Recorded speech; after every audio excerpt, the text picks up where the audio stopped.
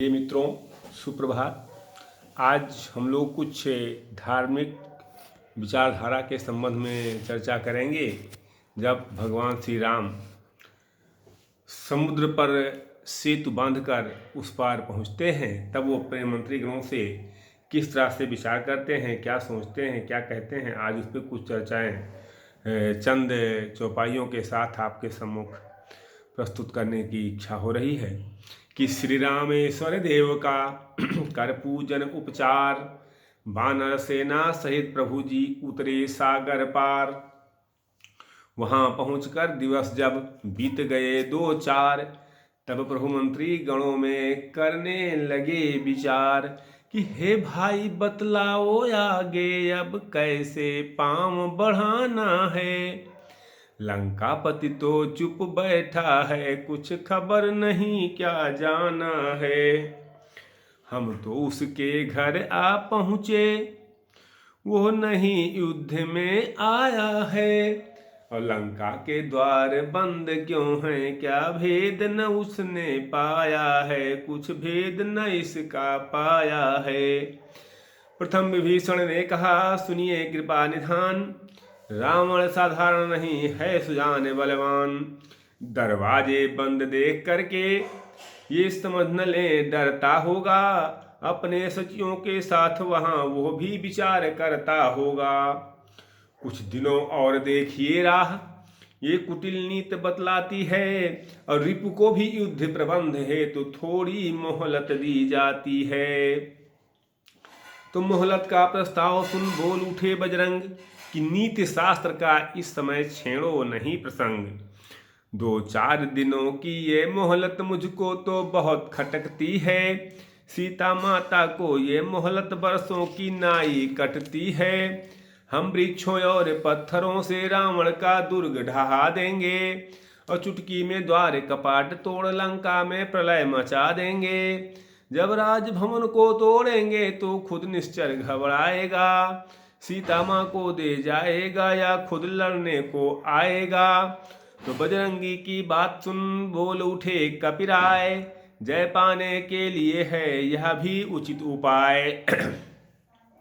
यानी सुग्रीव कहते हैं कि विजय पाने के लिए भी एक उचित उपाय है, फिर भी मेरी ये सम्मति है। लेकिन उसके बाद भी मेरी ये मत है, मेरा ये विचार है कि फिर भी मेरी ये सम्मति है, निज दूत प्रथम भेजा जाए, जो बैरी के मन का बल का सारा भी पता लगा लाए।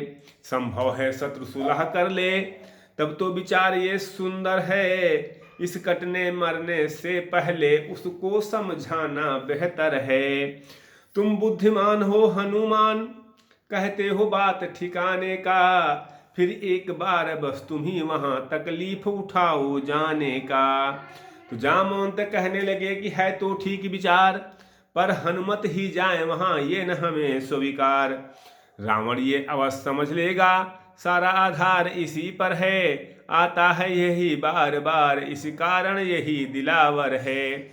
जो कुछ सुझाव रखता हूं मैं, इसमें है नीतिमान भी है, इस बार भेजिए अंगद को, ये समझदार बलवान भी है। तो उठे अपना नाम सुनि अंगद बल बुद्धि धाम, प्रस्तुत कोई कर न दे कहीं और दूसरा नाम। प्रभु बोले बालित ने तुमको हम पुत्र समान समझते हैं, लंका में दुश्मन के घर इसलिए भेजते डरते हैं। फिर उचित नहीं है दूत कार्य किष्किंधा के युवराज तुम्हें, कप सेना संचालन का शोभा देता है ये काज तुम्हें। अंगद बोले सिर नवा सुनिए कौशलनाथ, रखिए आशीर्वाद का मेरे सिर पर हाथ। जिस जन पर कृपा आपकी है वो जाकर लड़े रसातल तक, निर्भय है उसको भय न कहीं उदयाचल से अस्ताचल तक। निश्चय ही धाक जमाऊंगा मैं रावण की राजधानी पर, और प्रभु का प्रताप कुछ ऐसा है पत्थर तैरे हैं पानी पर। जन से हो कार्य जनार्दन का, इससे बढ़कर सम्मान नहीं, युवराज आपका दूत बने तो घटता है कुछ मान नहीं। मैं भी श्री हनुमत के समान सेवा करने को उत्सुक हूँ, हे मेरे सर्वस आज्ञा दो सत्वर जाने को इच्छुक हूँ। अंगद के वचन सुन मुदित हुए रघुनाथ, दे आशीष दे विशेष अधिकार बल रखा सिर पर हाथ। युवराज जानते थे हम ये सच्चे व्यवहार कुशल हो तुम। युवराज जानते हैं हम यह सच्चे व्यवहार कुशल हो तुम। बलवान बाप के बेटे हो सब भांति समर्थ सबल हो तुम। कुछ धर्म नीत कुछ राजनीति कुछ बल भी दिखलाते आना। और बलबीर जहाँ तक संभव हो सब झगड़ा निपटाते आना। अंगद जब जाने लगे पुलित पर फुलित गात, कहा विभीषण ने तभी सुनो हमारी बात।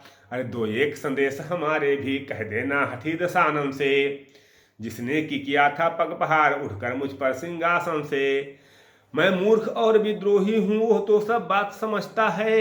और देखूंगा लंका नगरी का किस ढंग से रक्षा करता है। यह भली भांत बतला देना उस महाअभिमानी रावण को कि घर भर में एक विभीषण ही बस शेष रहेगा तर्पण को। तो मंद मंद हंसने लगे रामचंद्र रघुराय। और अंगद को करने विदा उठा की समुदाय। तो गरज पवन गद चले जावे बाल तनय बलवीर। लगे रखने प्रेम से श्री लक्ष्मण रघुवीर। पग प्रहार से तोड़ करे लंका द्वार कपाट। और किया प्रवेश तुरंत ही प्रहरी जन को डांट। माँ का बलवाला मतवाला मल्लों की नाई। चलता था बजरंगी जंगी झूम झूम सिंहों की भांत गरजता था।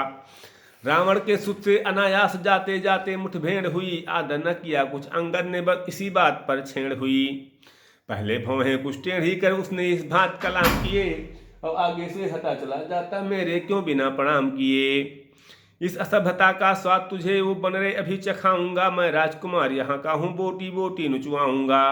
अंगद अंगारा हुए कहा बस खबरदार। दूध न सूखा ऊँट का बना सिपाह सलार। हम जिनके भेजे आए हैं वो स्वामी भूमंडल का है। आगे से हटे प्रणाम करे क्या तेरा हम पर कर्जा है। हम बालराज के बालक हैं जो अपने बल में पूरा था। तू क्या है तेरे रावण को 6 मास काख में रखा था। करता है बेढंगी बातें उससे जो दूत राम रघुबर का है। नादान आंख को खोल दे अंगद से आज मुझसे तू भेंटा है। वो बोला बस मौन हो मुंह को लगा लगाम। आज सामना हो गया कभी सुना था नाम। हम राजेश्वर के बेटे हैं तू दासों से भी बदतर है। हम शेरों से भी बढ़कर हैं तू स्यारों से भी कमतर है। क्या दूत उन्हीं बच्चों का है जो मारे मारे फिरते हैं। और छूटा है जिनका राजपाट बन बन दुखियारे फिरते हैं। जिनकी वो सुंदर सी नारी लंका के बंदी घर में है। उनका गुलाम बन बेवकूफ क्यों आया राजनगर में है। तभी काट कर बात को बोले प्रभु के दूत। वाह वाह क्या बात है चोर पिता के पूत। हम ले आए हो पर नारी को भिक्षु पावन चोरी से। और तारीफ तुम्हारी तो तब थी लाते लड़कर सहजोरी से। अब समय हमारा आता है ठहरो तुमको दिखलाएंगे। लंका में कर भीषण प्रहार सीता माँ को ले जाएंगे। हम उनके हैं जिनकी प्रभुता पत्थर तैराता पानी पर। आ गए बनाकर से तुम्हारी तेरी लंका राजधानी पर। जिनका बेट छोटा सा दूत एक अक्षय कुमार को मार गया। लंका में भीषण आग लगा बेखौफ समुद्र पार गया। जिनका तेजस्वी मुख निहार रिझी श्री सूर्पनखा जी हैं। जो बुआ तुम्हारी होती हैं लंका में सती साध भी हैं। बोली मुझ दासी को स्वामी ले चलो अवध शादी करके। तब लखनलाल ने क्रोधित हो भेजा नकटी पूंची करके। बात बात में यो बढ़ी बिना बात की रात। दोनों थे रणकेसी दोनों राजकुमार। अंगद के मुंह लग कर उसने जब इस प्रकार मुंह की खाई। तो सिपा तो खिसिया कर खाड़ा तोला बोला क्या मौत खींच लाई।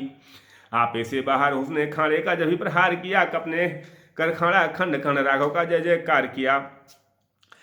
अब तो बस अस्त्र शस्त्र छूटे मल्लों की भांत भिड़ंत हुई। बलवंत दुरंत लड़ंतों में मुठभेड़ विकट अत्यंत हुई।